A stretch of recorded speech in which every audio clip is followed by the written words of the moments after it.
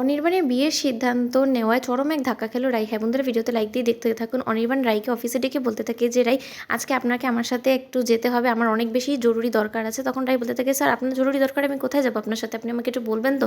তখন অনির্বাণ বলতে থাকে যে, সব কিছু বলবো, যেতে যেতে আপনি চলুন প্রথমে আমার সাথে। তখন রাইকে নিয়ে জুয়েলারি শপে যাওয়া মাত্রই অনির্বাণকে রাই প্রশ্ন করতে থাকে যে, স্যার আপনি হুট করে জুয়েলারি শপে কেন নিয়ে আসলেন। তখন অনির্বাণ বলতে থাকে, আসলে আপনাকে একটা কথা বলবো বলবো করে বলা হয়নি, আপনি বলতে পারেন যে এটা সিক্রেট রেখেছিলাম, কিন্তু আজকে হয়তো বা রিভিল করতে হবে, কারণ আমি জানি নয়তো আপনি আমাকে একের পর এক প্রশ্ন করতেই থাকবেন এরকম করে। তখন অনির্বাণকে রাই বলতে থাকে যে, না স্যার আমি আপনাকে প্রশ্ন করার কে বলুন তো। তখন অনির্বাণ বলতে থাকে যে, না আসলে আপনার জানাটাও দরকার আছে। আজকে আপনি এই জুয়েলারি শপে এসেছেন আমার হবু বউয়ের জন্য একটা স্পেশাল রিং সিলেক্ট করে করতে আমাকে হেল্প করার জন্য। তার জন্য আমি আপনাকে নিয়ে এসেছি, কারণ আমি ছেলে মানুষ, আমি তো বুঝবো না যে মেয়েদের কী চয়েস না চয়েস।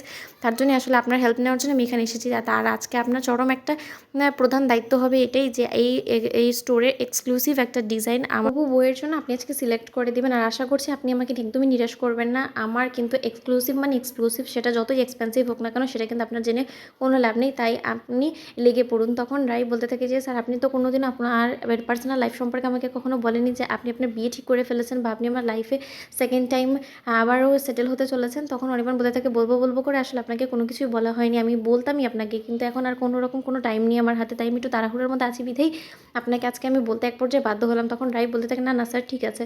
তখন রাইকে অনির্বাণ বলতে থাকে যে, রাই আপনি এক কাজ করুন তো, এই যেগুলো দেওয়া হয়েছে আমাদেরকে স্যাম্পল হিসেবে, ওগুলো আপনি একবার ট্রায়াল দিয়ে দেখুন তো। তখন রাই বলতে থাকে, স্যার আমি ট্রায়াল দেবো, আমি কেন ট্রায়াল দেবো স্যার, আপনি বরঞ্চ একটা কাজ করুন, আপনার হবু বউকে ফোন করে ওনাকে এখানে আসতে বলুন, উনি বরঞ্চ নিজের মনের মতো করে সিলেক্ট করে নিন। আফটার অল এই রিংটা তো ওনাকে আপনি পরাবেন, তো তার পছন্দর তো একটা ব্যাপার আছে, আমি যেটা পছন্দ করবো সেটা ওনার পছন্দ নাও হতে পারে, কারণ আমি একটা মিডল ক্লাস ফ্যামিলি থেকে বিলং করি, আর আপনার হবু বউ নিশ্চয়ই আমার মতন মিডল ক্লাস ফ্যামিলি থেকে বিলং করে না। তো তার কি পছন্দ না পছন্দ সেটা আমি কী করে বুঝবো বলুন তো।